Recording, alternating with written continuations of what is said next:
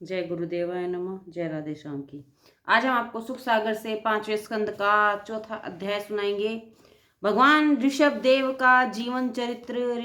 श्री सुखदेव जी बोले, हे राजा परीक्षित, भगवान ने ऋषभ देव के नाम से जन्म लेकर राजा नाभि को कृतार्थ कर दिया।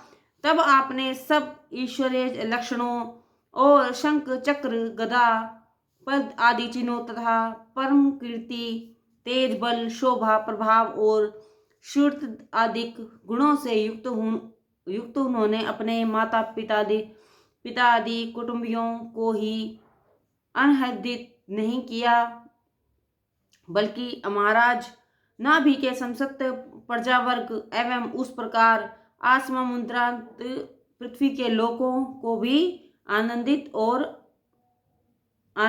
किया। एक इंद्र को छोड़ सभी भगवान के जन्म से आनंद मना रहे थे। इंद्र का स्वभाव ही ईर्ष्यालु है और यही कारण था कि महाराज नाभि की धार्मिकता की ईर्ष्या के कारण उनके घर भगवान का जन्म लेना पड़ा। उनसे सहन न हुआ था। फलतः उन्होंने महाराज नाभि के राज्य में जल बरसाना बंद कर दिया। प्रजा को कष्ट होने लगा।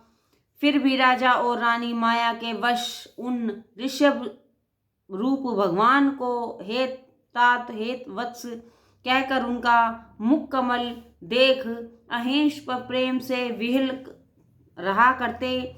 गृहस्थ जीवन के इस आमोद प्रमोद में उनके कितने ही दिन एक क्षण के समान व्यतीत हो गए।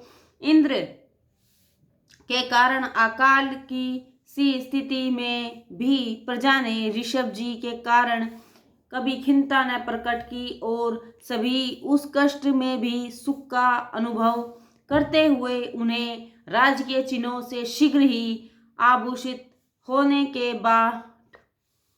की बाट देखते रहे। निदान एक शुभ समय देखकर राजा, प्रजा और मंत्रियों ने मिलकर उन्हें नाभि के स्थान पर राज्याभिषिक्त किया। भगवान ऋषभ को राजा हुआ देख महाराज नाभि और महारानी मारु देवी ने आनंद की एक सांस ली और इधर से संतुष्ट हो शीघ्र ही बद्रिका आश्रम को प्रस्थान कर दिया, जहां जाकर उन्होंने तप द्वारा समाधि लगा अपने को भगवान वासुदेव को अर्पण कर दिया। हे परीक्षित, धन्य थे वे राजा नाभि जिनके दोष रहित कर्मों से प्रसन्न होकर साक्षात भगवान विष्णु उनके पुत्र हुए।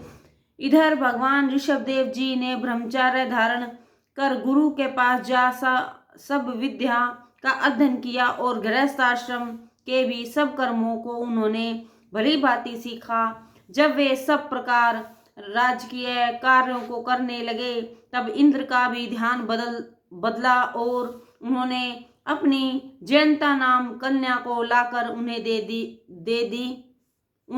ऋषभ जी ने उसे अपनी पत्नी मानकर उससे अपने ही समान 100 पुत्रों को उत्पन्न किया, जिनमें सबसे बड़ा भरत थे। उसी समय से इस देश का नाम भारतवर्ष पड़ा। भरत से छोटे कुशवर्त, इलावर्त, ब्रह्मवर्त, मल्लक, केतु, भद्रसेन, इंद्रस्प्रक, विदर्भ और किकिट ये 9 उन नियनबे में प्रधान थे।